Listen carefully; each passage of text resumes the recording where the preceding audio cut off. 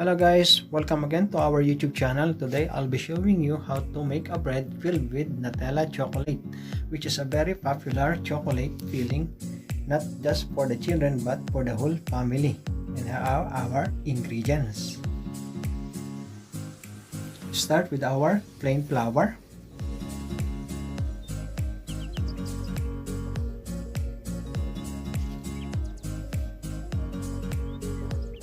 fresh milk. Other ingredients are eggs, yeast, salt, granulated sugar, edible oil, butter, and our Nutella, the star of the recipe. In a lukewarm milk, let's pour our yeast. While it's waiting for the yeast to work on our milk, let's prepare our dry ingredients, our flour, sugar, and salt, and make a well on the center of our dry ingredients for the mixture to add. When the yeast is in this appearance is ready, and pour it on the dry mixture together with the edible oil, eggs,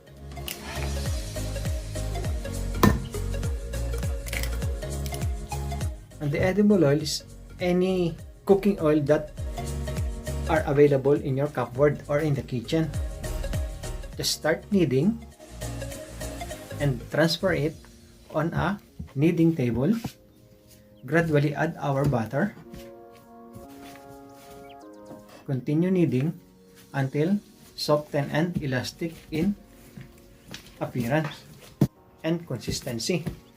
Just continue kneading until our butter is all finished. And when our dough is in this consistency, is now ready to transfer on our bowl. Just grease our bowl so that it will not stick on the bowl while waiting to rise for about 45 minutes, or depending on the temperature that you're going to rest it. About 45 minutes, it is ready, and punch out the air and start kneading then on our kneading table. Just cut our dough and start working on the other half for our Nutella filling. Any shape for the bread is up to you. For this recipe, notice that our Nutella is a bit hard and tough to use because I forgot to leave it on a warm place before using. So it's better to leave it in a warm place before using the Nutella filling. I made two shapes in this recipe. One is the braided one and the other is like a brush shape. Just braid.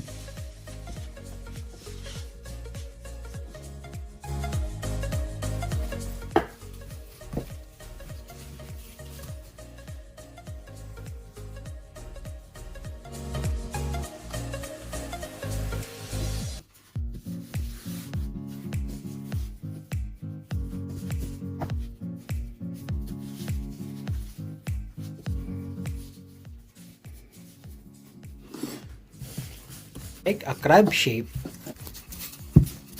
Just braid it like this. Perhaps up to you what shape do you want on your bread to look like after cooking. Same with the other one. I just cut it with the pizza cutter like this and braid it.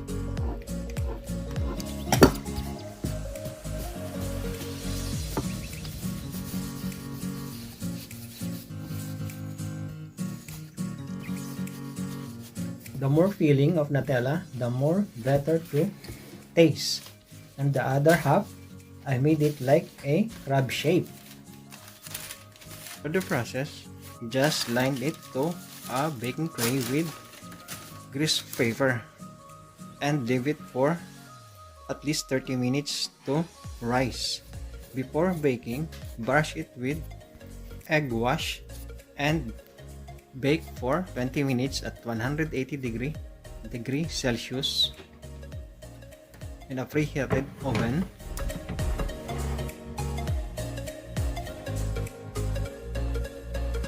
In this process, you can see how our bread are rising. After 20 minutes, here are the finished product. You can also see these videos on our Facebook page, Lutuin Pinoy Abroad, and please support our YouTube channel for more videos of DIY and cooking in our future uploading of our videos. Now we're going to try one of the bread,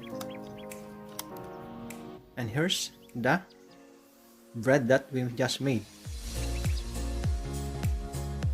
You can share it with your family, especially for your children, and surely they will like it. Thank you very much and God bless.